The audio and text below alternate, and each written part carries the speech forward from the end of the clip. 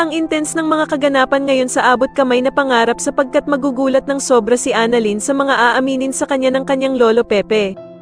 Dito nga ay maswerteng makakaligtas si Don Pepe dahil nga sa husay ng doktor na si Annalyn, at dito nga ay hindi ito sumuko para mailigtas ang lolo Pepe niya. Samantala matapos ngang makita ni Annalyn si Don Pepe na naaksidente, ay agad niya itong dadalhin sa East Ridge upang gamutin ito. Subalit nang madala nga ito sa mismong ospital ay malalaman nilang napakalubha pala ng nangyaring aksidente kay Don Pepe. Samantala sa gitna ng gamutan kay Don Pepe ay magkakaroon naman ng malaking pagtatalo kila Doc Carlos at Annalyn kung anong surgery nga daw ba ang dapat na gawin sa kanyang lolo Pepe. Dito nga ay magmamatigas si Annalyn sa gusto niyang dapat gawin kay Don Pepe dahil sa hindi na nga daw siya makakapayag na maulit ang nangyari sa ninong Cromwell niya at gagawin niya nga daw ang lahat para maligtas ang kanyang lolo Pepe. Subalit sa kasamaang palad naman sa gitna ng operasyon ay mahahalata nila Doc Lyndon at Doc Carlos na nanginginig ang mga kamay ni Annalyn.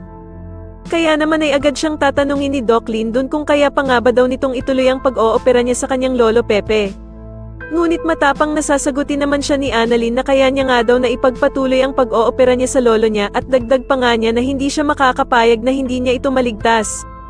Sa kabilang banda naman ay manginginig sa takot itong si Zoe dahil sa tatawagan siya ni Doc Robert pero sasabihin lang pala nito sa kanya na buhay pa ang lolo Pepe niya. Kaya naman ay sobrang magpapanik ang mag-inang Zoe at Moira dahil sa nalaman nga nilang buhay pa pala ang tinulak niya sa bangin na si Don Pepe.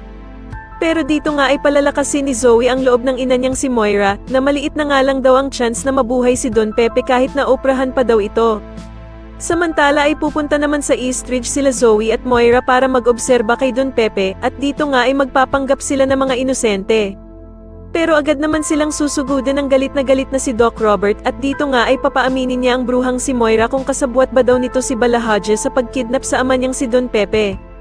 Sa tingin niyo mapaamin kaya ni Doc Robert ang bruhang si Moira tungkol sa naging aksidente ni Don Pepe o makagawa na naman ito ng paraan para lumabas na inosente silang mag-ina? Mas lalo na nga talagang nagiging exciting ang mga susunod na kaganapan kaya naman ay mas lalo pa nating abangan ang mas lalong gumigandang abot kamay na pangarap. Maraming salamat po sa inyong panonood at sana po ay masubscribe niyo ako. Maraming salamat po.